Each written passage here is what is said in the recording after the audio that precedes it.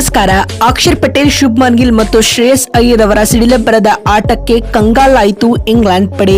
ಮೊದಲ ಏಕದಿನ ಪಂದ್ಯವನ್ನ ಗೆದ್ದು ಇತಿಹಾಸ ನಿರ್ಮಿಸಿತು ಟೀಂ ಇಂಡಿಯಾ. ಹಾಗಾದರೆ ಸುದ್ದಿಯ ಸಂಪೂರ್ಣ ಮಾಹಿತಿ ಏನು? ಅಷ್ಟಕ್ಕೂ ಇಂಡೋ ಹಾಗೂ ಇಂಗ್ಲೆಂಡ್ ನಡುವಿನ ಮೊದಲ ಏಕದಿನ ಪಂದ್ಯ ಹೇಗಿತ್ತು ಗೊತ್ತಾ? ಹೀಗೆ ಇದರೆಲ್ಲದರ ಬಗ್ಗೆ ಈ ವಿಡಿಯೋದಲ್ಲಿ ಕಂಪ್ಲೀಟ್ ಆಗಿ ತಿಳಿಸ್ಕೊಡ್ತಾ ಹೋಗ್ತೀನಿ. ಆದ್ದರಿಂದ ದಯವಿಟ್ಟು ಈ ವಿಡಿಯೋವನ್ನ ಕೊನೆವರೆಗೂ ನೋಡಿ.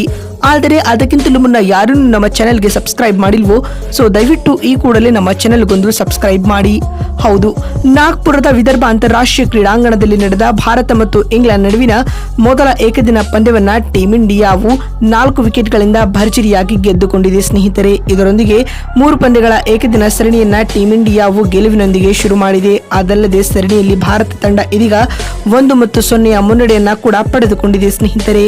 ಇದಕ್ಕೂ ಮುನ್ನ ಈ ಒಂದು ಪಂದ್ಯದಲ್ಲಿ ಟಾಸ್ ಗೆದ್ದಂತಹ ಇಂಗ್ಲೆಂಡ್ ತಂಡದ ನಾಯಕ ಜಾಸ್ ಬಟ್ಲರ್ ಮೊದಲು ಬ್ಯಾಟಿಂಗ್ ಮಾಡುವ ಆಯ್ಕೆಯನ್ನ ಆಯ್ದುಕೊಳ್ಳುತ್ತಾರೆ ಸ್ನೇಹಿತರೆ. ಅದರಂತೆ ಮೊದಲು ಬ್ಯಾಟಿಂಗ್ ಮಾಡಿದ ಇಂಗ್ಲೆಂಡ್ ತಂಡಕ್ಕೆ ಭಾರತದ ಬೌಲರ್ಗಳು ಶಾಕ್ ನೀಡಿದರು. ಆದರೂ ತಂಡದ ನಾಯಕ Jos Buttler as a captain innings ಆಡುವ ಮೂಲಕ 67 ಎಸೆತಗಳನ್ನು ಎದುರಿಸಿ 52 ರನ್ ಬಾರಿಸಿದರು ಮತ್ತು ಯುವ ಆಟಗಾರ ಜೋಕೆಬ್ ಬೆಥೆಲ್ ಕೂಡ ಆಕರ್ಷಕ ಅರ್ಧಶತಕ ಸಿಡಿಸಿ ಮಿಂಚಿದರು. ಇನ್ನು ಆರಂಭಿಕ ಆಟಗಾರ ಫಿಲಿಪ್ ಸ್ಲಾಟ್ ರವರು ಹೊಡಿಬಡಿ ಆಟವನ್ನು ಆಡುವ ಮೂಲಕ ಕೇವಲ 26 ಎಸೆತಗಳನ್ನು ಎದುರಿಸಿ 43 ರನ್ ಬಾರಿಸಿದರು. ಇದರೊಂದಿಗೆ ಇಂಗ್ಲೆಂಡ್ ತಂಡವು 47.4 ಓವರ್ಗಳಲ್ಲಿ 248 ರನ್ ಕಲೆ ಹಾಕಿ ಆಲ್ಔಟ್ ಆಗಿತ್ತು.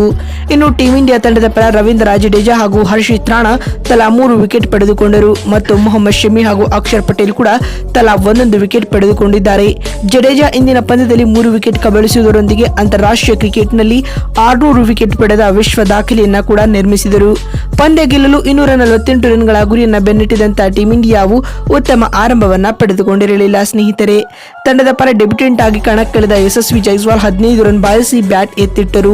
ಇದರ ಬೆನ್ನಲ್ಲೇ ರೋಹಿತ್ ಶರ್ಮಾ ಕೂಡ 2 ರನ್ಗಳಿಗೆ ಪೆವಿಲಿಯನ್ ಹಾದಿ ಹಿಡಿದರು. ಇದರೊಂದಿಗೆ ಟೀಂ ಇಂಡಿಯಾವು 19 ರನ್ಗಳಿಗೆ 2 ವಿಕೆಟ್ ಕಳೆದುಕೊಂಡು ಸಂಕಷ್ಟಕ್ಕೆ ಸಿಲುಕಿಕೊಂಡಿತು. ಆದರೆ ಈ ವೇಳೆ ಜೊತೆಯಾದ ಶುಭ್ಮನ್ ಗಿಲ್ ಹಾಗೂ ಶ್ರೇಯಸ್ ಅಯ್ಯರ್ ಟೀಂ ಇಂಡಿಯಾಗೆ ಆಸರೆಯಾಗಿ ನಿಲ್ಲುತ್ತಾರೆ. ಇದಲ್ಲದೆ ಇವರಿಬ್ಬರ ನಡುವೆ 90ಕ್ಕೂ ಅಧಿಕ ರನ್ಗಳ ಪಾರ್ಟ್ನರ್ಶಿಪ್ ಮೂಡಿ ಬರುತ್ತದೆ. ಅದರಲ್ಲಿಯೂ ಶ್ರೇಯಸ್ ಅಯ್ಯರ್ ಹೊಡಿಬಿಡಿ ಆಟಕ್ಕೆ ಮುಂದಾಗುತ್ತಾರೆ. ಅಯ್ಯರ್ ಅಂತಿಮವಾಗಿ 36 ಎಸೆತಗಳನ್ನು ಎದುರಿಸಿ 2 ಸಿಕ್ಸ್ ಹಾಗೂ 9 ಫೋರ್ಗಳೊಂದಿಗೆ 163 ಸ್ಟ್ರೈಕ್ ರೇಟ್ನಲ್ಲಿ 59 ರನ್ ಕಲೆ ಹಾಕಿ ಜೋಕೆಬ್ ಬೆಥೆಲ್ ಅವರ ಬೌಲಿಂಗ್ ನಲ್ಲಿ ಎಲ್ಬಿ ಬಲೆಗೆ ಸಿಲುಕಿಕೊಳ್ಳುತ್ತಾರೆ.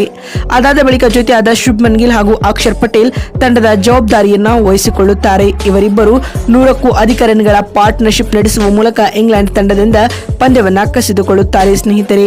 ಅಕ್ಷರ್ ಪಟೇಲ್ ಅವರು 47 ಎಸೆತಗಳನ್ನು ಎದುರಿಸಿ 1 ಸಿಕ್ಸ್ ಹಾಗೂ 6 ಫೋರ್ಗಳೊಂದಿಗೆ ಆಕರ್ಷಕ ಅರ್ಧಶತಕ ಸಿಡಿಸಿ ಮಿಂಚುತ್ತಾರೆ. ಇವರಿಗೆ ಸಾಥ್ ನೀಡಿದ ಶುಭ್ಮನ್ ಗಿಲ್ ಒಂದೊಳ್ಳೆ ಆಂಕರ್ ಇನ್ನಿಂಗ್ಸ್ ಆಡಿದ್ರು ಅಂತಾನೆ ಹೇಳಬಹುದು.